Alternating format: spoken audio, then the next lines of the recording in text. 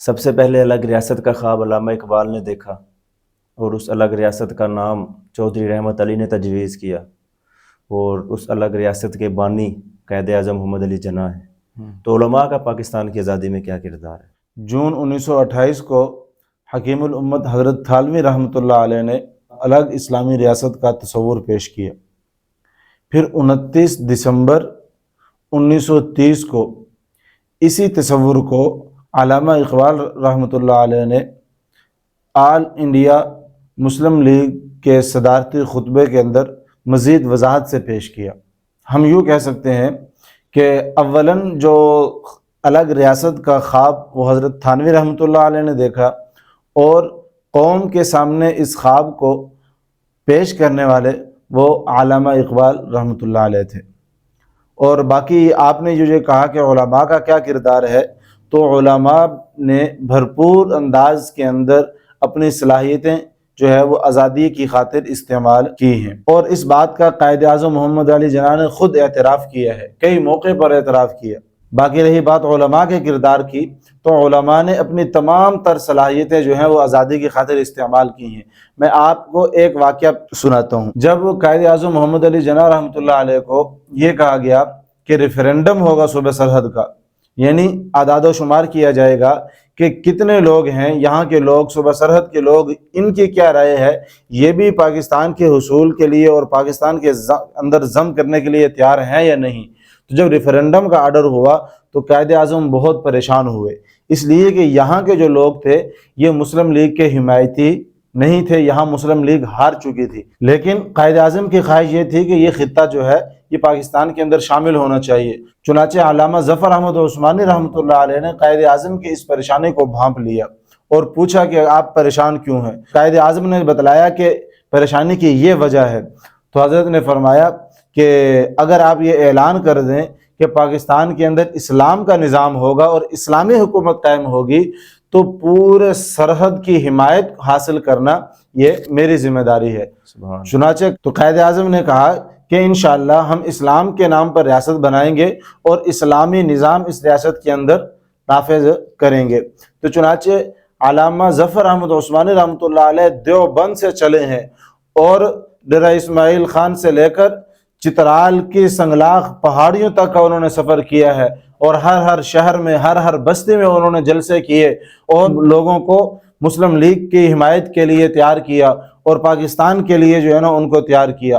اور اس میں تاریخ کے اندر جو ہے وہ یہ لکھا ہوا ہے کہ علامہ صاحب جو ہے وہ جب تقریر کرتے تھے تو ایک ہاتھ میں تلوار ہوتی تھی، دوسرے ہاتھ میں قرآن ہوتا تھا، اور وہ یہ کہتے تھے کہ لوگوں ہم دین کے نام پر، ہم اسلام کے نام پر حکومت بنا رہے ہیں، اسلام کے نام پر ریاست بنا رہے ہیں، لوگوں ہمارا ساتھ دو، ہم اس کے اندر اسلامی نظام نافذ کریں گے۔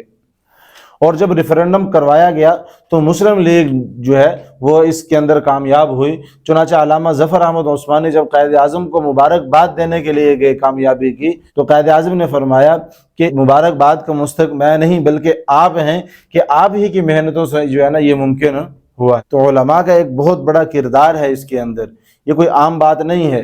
یہی وجہ ہے کہ قائد اعظم محمد علی جناح جو ہے وہ یہ سمجھتے تھے کہ علماء کا کردار ہے۔ اور جب باری آتی ہے جھنڈا لہرانے کی تو مشرقی پاکستان کے اندر قائد اعظم محمد علی جناح خود جھنڈا نہیں لہراتے، بلکہ جھنڈا لہرانے کے لیے علامہ ظفر احمد عثمانی رحمۃ اللہ علیہ کو جو ہے نا وہ پیش کرتے ہیں، اور انہی کے ہاتھ سے جھنڈا لہروایا جاتا ہے۔ اور اسی طرح مغربی پاکستان کے اندر بھی جب جھنڈا لہرانے کی باری آئی تو اس وقت علامہ شبیر احمد عثمانی رحمۃ اللہ علیہ کے ہاتھوں سے جھنڈا لہروایا گیا۔ تو دونوں جگہ علماء کے ہاتھوں سے پرچم لہروانا یہ اس بات کا اعتراف ہے کہ آزادی پاکستان کے اندر علماء کرام کا بہت بڑا کردار ہے۔ آپ تو کہہ رہے ہیں کہ علماء کرام کا کردار ہے، ہم نے تو یہ سنا ہے کہ علماء تو پاکستان بننے کے خلاف تھے۔ یقیناً آپ کی مراد حضرت مدنی رحمۃ اللہ علیہ اور حضرت بخاری رحمۃ اللہ علیہ ہوں گے۔ بالکل۔ دیکھیں بات پوری نہیں ہے یہ کہ انہوں نے اس کی مخالفت کی، اگر بات پوری کی جائے تو یہ غلط فہمی دور ہو جائے۔ آپ کو یہ دو حضرات تو نظر آ گئے، لیکن علامہ ظفر احمد عثمانی آپ کو نظر نہیں آئے، علامہ شبیر احمد عثمانی آپ کو نظر نہیں آئے، حضرت تھانوی رحمۃ اللہ علیہ جنہوں نے تصور پیش کیا وہ آپ کو نظر نہیں آئے۔ اسی طرح مفتی اعظم پاکستان مفتی شفیع عثمانی رحمۃ اللہ علیہ وہ آپ کو نظر نہیں آئے، اور اسی طرح دارالعلوم دیوبند کے محتمم قاری طیب صاحب قاسمی رحمۃ اللہ علیہ وہ آپ کو نظر نہیں آئے۔ لیکن یہ دو افراد جو ہیں وہ آپ کو نظر آ گئے. یقیناً یہ انصاف نہیں ہے، بات پوری نہیں ہے. جب بات پوری کی جاتی ہے تو غلط فہمی دور ہو جاتی ہے. مثلا یہ کہا جاتا ہے کہ جیسے امیر معاویہ رضی اللہ تعالیٰ عنہ اور حضرت علی رضی اللہ تعالیٰ عنہ ان دونوں کے درمیان جنگ ہوئی، بات ادھوری ہے، پوری نہیں ہے.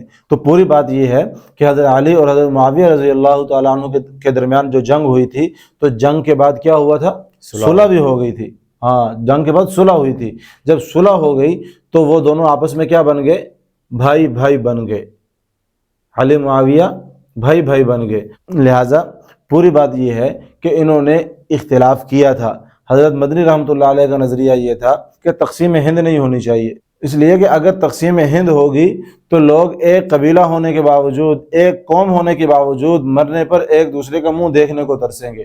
کوئی وہاں فوت ہوا، اس کے رشتہ دار یہاں پر ہیں، اور جو یہاں فوت ہوا اس کے رشتہ دار وہاں پر ہوں گے. تو لہٰذا یہ مشکل پیش آ جائے گی. تو حضرت مدنی رحمۃ اللہ علیہ وہ تقسیم ہند کے خلاف تھے، آزادی کے خلاف نہیں. اور جب ہندوستان تقسیم ہو گیا اور پاکستان بن گیا تو حضرت مدنی رحمۃ اللہ علیہ نے فرمایا کہ اگرچہ میری رائے یہ تھی کہ تقسیم نہ ہو، لیکن اب چونکہ تقسیم ہو گئی ہے تو لوگوں سنو میری بات کہ مسلمانوں کے درمیان مسجد بننے یا نہ بننے پر اختلاف تو ہو سکتا ہے کہ مسجد بنائیں یا نہ بنائیں، لیکن جب مسجد بن جائے تو پھر تمام مسلمان اس مسجد کو تسلیم بھی کرتے ہیں اور اس کے محافظ بھی ہوتے ہیں. اور باقی حضرت بخاری رحمۃ اللہ علیہ کی بات کہ وہ تو اپنے پورے خاندان سمیت جو ہے وہاں سے یہاں پاکستان کے اندر ہجرت کر کے تشریف لے آئے تھے، اور ان کی قبر بھی آج ملتان کے اندر موجود ہے، بلکہ ان کا پورا خاندان آج بھی ملتان کے اندر ہے. ایک طرف آپ یہ کہتے ہیں کہ ملک کی آزادی کے اندر علماء نے اپنا کردار ادا کیا ہے، تو دوسری طرف ملک کی ترقی کے اندر سب سے بڑی رکاوٹ بھی تو علماء کرام ہی ہیں. وہ کیسے؟ کہ آج تک علماء کرام نے، مدارس نے جو ہے وہ قوم کو ڈاکٹر پیدا کر کے نہیں دیے، انجینئر پیدا کر کے نہیں دیے، اور دیگر شعبوں کے اندر جو ہے وہ افراد مہیا نہیں کیے. آپ کسی سوال کو میں آگے بڑھاتا ہوں اور آپ سے ہی پوچھتا ہوں کہ کیا کسی کالج یونیورسٹی نے کوئی علماء پیدا کیے ہیں، کوئی مفتیان پیدا کیے ہیں؟ یقیناً نہیں کیے. تو میں یہ کہہ سکتا ہوں پھر کہ ملک کی ترقی کے اندر سب سے بڑی رکاوٹ جو ہے نا یہ کالج، اسکول، کالج، یونیورسٹی ہیں؟ کہہ سکتا ہوں؟ یقیناً نہیں کہہ سکتا. دیکھیں، ہر ادارے کے وجود کا ایک مقصد ہوتا ہے اور اس کی محنت کا ایک دائرہ کار ہوتا ہے کہ جس کے اندر رہتے ہوئے وہ محنت کرتا ہے. تو جس طرح اسکول، کالج، یونیورسٹی ہیں، ان کی محنت کا بھی ایک دائرہ کار ہے کہ ان کی محنت کا دائرہ کار یہ ہے کہ یہ ایسے افراد تیار کر کے قوم کو دیتے ہیں جو قوم کی دنیاوی ضروریات کو پورا کریں. صحت کی ضرورت ہے، مکان کی ضرورت ہے، یا دیگر جو بھی ضروریات ہیں تو وہ ان کو پورا کریں. تو مدارس کی محنت کا جو میدان ہے وہ یہ ہے کہ وہ ایسے افراد تیار کر کے قوم کو دیتے ہیں جو افراد قوم کی دینی ضروریات کو پورا کریں. اور علماء کرام اپنے اس ذمہ داری کو بحمد اللہ بخوبی انجام دے رہے ہیں. اس لیے کہ آپ کو کوئی ایسی مسجد نظر نہیں آئی ہوگی جس کے اندر نماز کا وقت ہو جائے اور امام موجود نہ ہو، جمعے کا وقت ہو جائے اور جمعہ پڑھانے والا نہ ہو، جنازہ تیار ہو جائے اور جنازہ پڑھانے والا کوئی نہ ہو. ایسا کبھی آپ کو نہیں ملے گا. ہاں، ایسا ضرور ہوتا ہے کہ رمضان المبارک کے اندر تراویح پڑھانے کے لیے کئی حفاظ کرام جو ہے نا وہ امیدوار ہوتے ہیں کہ مجھے موقع مل جائے تراویح پڑھانے کے لیے. ایک کو موقع مل جاتا ہے اور باقی حفاظ وہ گھروں کے اندر، دکانوں کے اندر اور دیگر دفاتر کے اندر جو ہے وہ قرآن کریم سناتے ہیں. تو یہ علماء کی محنت کا نتیجہ ہے. اور علماء کی محنت کا معیار یہ ہے کہ پوری دنیا سے لوگ جو ہے وہ پاکستان کے اندر آ کر دینی علوم حاصل کرتے ہیں. جہاں آپ نے یہ کہا کہ مدارس معیاری محنت کر رہے ہیں، تو دوسری طرف یہ بھی کہا جاتا ہے کہ 50% مدارس کے چلانے والوں کو پتہ ہی نہیں ہے کہ کون چلا رہا ہے اور کس کے ایجنڈے پہ کام کر رہے ہیں. دیکھیں، جتنے بھی مدارس ہیں وہ سارے آبادیوں کے اندر اور زمین کے اوپر ہی ہیں. زیر زمین یا خلا پر تو کوئی مدرسہ نہیں ہے، اور کسی مدرسے کے دروازے پر یہ نہیں لکھا ہوتا کہ غیر متعلقہ افراد کا داخلہ ممنوع ہے. بلکہ علاقے والے تو روزانہ اس مدرسے کے اندر نماز پڑھنے کے لیے جو ہے نا وہ 5 وقت جاتے بھی ہیں اور اس محلے کو، اس مدرسے کو دیکھتے بھی ہیں.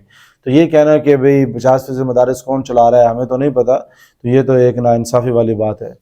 اس کا سب سے بہتر جواب تو وہی ہے جو حضرت جلندری صاحب نے دیا کہ اگر آپ کو یہ نہیں پتا کہ مدارس کون چلا رہا ہے تو پھر ہمیں یہ نہیں پتا کہ ہماری حکومت کون چلا رہا ہے.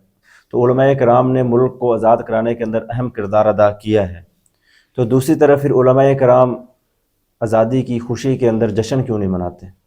کیا آپ یہ چاہتے ہیں کہ علماء کرام بھی اور لوگوں کی طرح سلنسر اتار لیں اپنی موٹر سائیکلوں کی اور ون ویلنگ کرنا شروع کر دیں؟ نہیں، میری مراد یہ ہے کہ خوشی کا اظہار نہیں کرتے. اسلام نے ہمیں خوشی منانے کے لیے آزاد نہیں چھوڑا، بلکہ خوشی منانے کا طریقہ بھی ہمیں اسلام نے دیا ہے۔ فتح مکہ کے موقع پر آپ صلی اللہ علیہ وسلم نے کیا طریقہ اپنایا خوشی کا؟ ملک فتح ہوا، آپ صلی اللہ علیہ وسلم نے بیت اللہ کی چابیاں منگوائیں اور بیت اللہ کے اندر جا کر نوافل ادا کیے اور اللہ رب العزت کے سامنے سجدہ شکر ادا کیا، اور امت کو پیغام دیا جب وطن حاصل ہو تو سب سے پہلے سجدہ شکر ادا کر کے اپنے رب کے حضور شکرانہ ادا کیا جائے۔ اور الحمدللہ علماء کرام کے اندر یہ روایت اب بھی برقرار ہے، اب بھی مدارس کے اندر اپنے شہداء کو یاد کیا جاتا ہے، ان کی قربانیوں کو یاد کیا جاتا ہے، ان کے لیے ایصال ثواب کیا جاتا ہے، اور یہ خوشی کا مقام ہے، سجدہ شکر ادا کیا جاتا ہے اس پر، تو علماء بھی اس پر خوش ہوتے ہیں۔ گھروں میں جھنڈے لگانا اور جھنڈیاں لگانا، اس کو علماء اکرام کیسا سمجھتے ہیں؟ درست ہے، جھنڈے لگانا اس میں تو کوئی بات نہیں ہے، جھنڈا جو ہے وہ ہر قوم کی پہچان ہوتی ہے۔ جس طرح وطن سے محبت ہوتی ہے، اسی طرح وطن کا جو پرچم ہوتا ہے اس سے بھی انسان کو محبت ہوتی ہے، تو یہ لگانا چاہیے، بلکہ 1 اگست سے جو ہے نا یہ گھروں کے اندر اس کا اہتمام ہونا چاہیے کہ آپ لگائیں، جھنڈے لگائیں اور اس کا اظہار کریں۔ علماء بھی اپنی وساست اور اس کے مطابق جو ہے وہ لگاتے ہیں، اس سے انکار نہیں ہے، اور باقاعدہ مدارس کے اندر پرچم کشائی ہوتی ہے، تقریبات منعقد ہوتی ہیں، تو یہ ساری چیزیں ہیں مدارس کے اندر بھی ہوتی ہیں، علماء اکرام بھی اس کے اندر دلچسپی لیتے ہیں۔ قومی پرچم کو سلوٹ کرنا اور اس کے لیے کھڑے ہونا کیسا؟ ہاں درست ہے، اس کی تعظیم ہے، تعظیم تو ہونی چاہیے کہ سلوٹ اگر کوئی کرتا ہے تو ٹھیک ہے، اور اسی طرح اگر کوئی تعظیم کے لیے کھڑا ہوتا ہے تو تعظیم تو ٹھیک ہے، ہونی چاہیے۔ تو آخر کے اندر قوم کو 14 اگست کے حوالے سے، آزادی کے حوالے سے کیا پیغام دینا چاہیں گے؟ آخر میں میری تمام مسلمانوں سے دردمندانہ اپیل یہ ہے کہ وہ ملکی استحکام اور ملکی ترقی کی خاطر اپنے تمام تر اختلافات کو بھلا کر ایک پرچم کے تلے ایک ہو جائیں اور ملکی سالمیت کے لیے جو ہے وہ اپنا کردار ادا کریں۔ پاکستان زندہ باد، پاکستان پائندہ باد۔